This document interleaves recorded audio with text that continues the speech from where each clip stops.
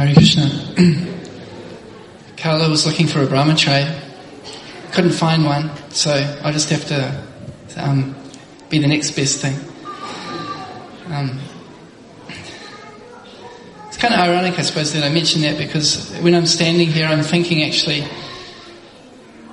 as a father, I've been in the brahmachari ashram, and now I'm a father, and I'm starting to think to myself, what does the future hold for my sons? I've got 2 sons, and I'm just reflecting, like, how was the movement, how is it now, and how's it going to be for them?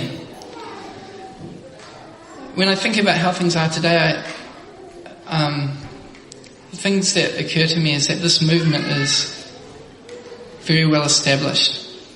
In the early days when Prabhupada was here, it was a massive growth period. And since that time, it's just incredible to think of what is actually out there in the Krishna consciousness movement, just in terms of temples and the number of people that have been influenced by this Krishna consciousness movement. Also, as time has gone by, devotees have matured. As we were hearing, in the early days, many devotees, they joined, they were hippies. But now, after many years of Krishna conscious practice, they're very mature and experienced. And one of my personal realizations is that perhaps in the early days there was an enthusiasm that Krishna consciousness is a very simple process and you just follow it, and it was a very high standard. Now today, I think there's a real honesty for many devotees that actually practicing Krishna consciousness is not so easy. It's a wonderful and blissful process, but there's challenges that we have to face when we try to practice Krishna consciousness. So that's one of the other things that I appreciate today, is that devotees have, that they're very honest, and from their experiences they have wisdom that they can share with other devotees, which in the early days wasn't there so much. Prabhupada was the very senior devotee, and everybody else was enthusiastic to follow him, but maybe not as much wisdom that we have today. I also look around, and coming here today, hearing about the different projects that different devotees are involved in. Just straight off the top of my mind, I think of the Loft, the Ambaresh Baruya preaching programs, at Bhakti Yoga preaching. This is just here in Auckland. We have Food for Life programs, restaurants. And then worldwide, there's so many things that devotees are doing. At the same time, I feel that there's so much potential that devotees have that's not being tapped. And once again, thinking to myself as a father, when my sons are growing up, what opportunities will there be for them to contribute to Prabhupada's movement?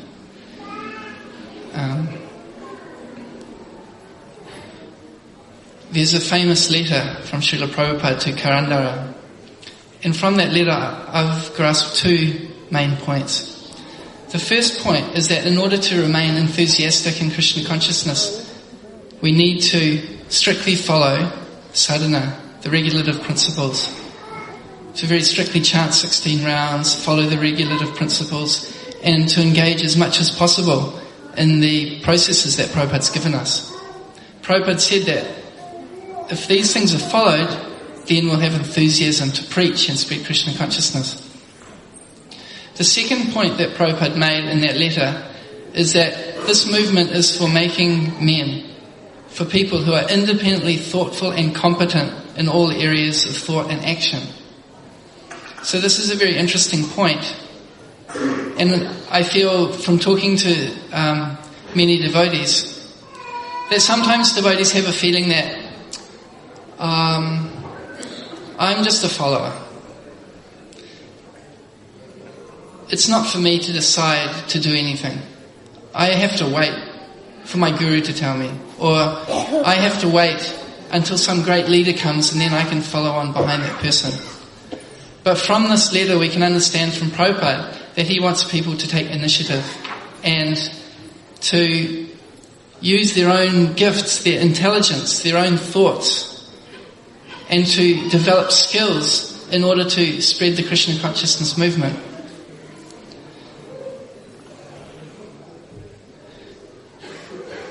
So with this thought in mind, I was thinking that, when I'm raising my son, I want to encourage him to find out what talents he has and to use it in Krishna's service.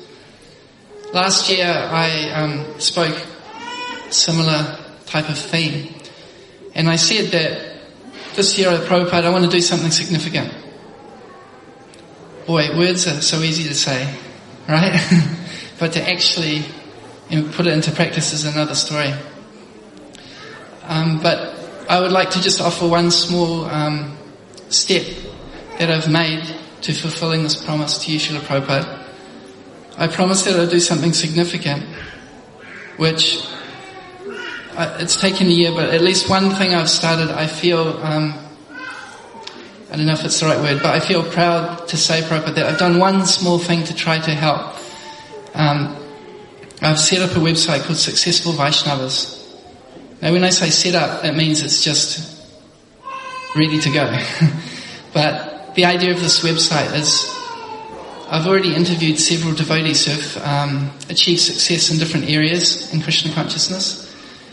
Maybe they're preachers, or they've done a particular project, or even they've just been a steady devotee for many years, and I've interviewed them and asked them to share some of the things that help them to achieve the success that they have in their Krishna consciousness. So my pledge to you, Srila Prabhupada, is to continue this website, which I've named successfulvaisnavas.com, so that devotees all over the world can hear from our movement about the successes. Because it's easy to dwell on the things that are not going so well, to think about the shortcomings. And I've had the experience that I've looked around and seen things that I didn't like, and then I tried to change that other person. And all it did was give me a headache and the other people a headache as well. It wasn't effective. So taking the point from Prabhupada's letter as well, instead of trying to change other people, let me try to do something within my own capability independently to try to help. And so through this website I hope that devotees can become inspired to see that actually in the Krishna consciousness movement there are really amazing things happening. And I'm sure you've picked up that vibration today by hearing from everyone. And also in that website, we hope to offer some training which can help devotees to, practice that independent thoughtfulness and competence to help us learn to work together better, how to develop our mindset so that we can actually do something significant to please Srila Prabhupada. So here I am again. It's been 1 year since I said that I want to do something significant. So this is my attempt to please Prabhupada through successfulvaisnavas.com. When I come next year, I hope I can share that I've actually continued on with this Successful Vaisnavas and it's made a difference for your devotees. And once again, my thinking is, I'm a father, I have children, and there are many children growing up in our society. I'm just trying to do something small so that the other devotees can also do something great for Srila Prabhupada, just as Prabhupada has done great things for us. Srila Prabhupada ki?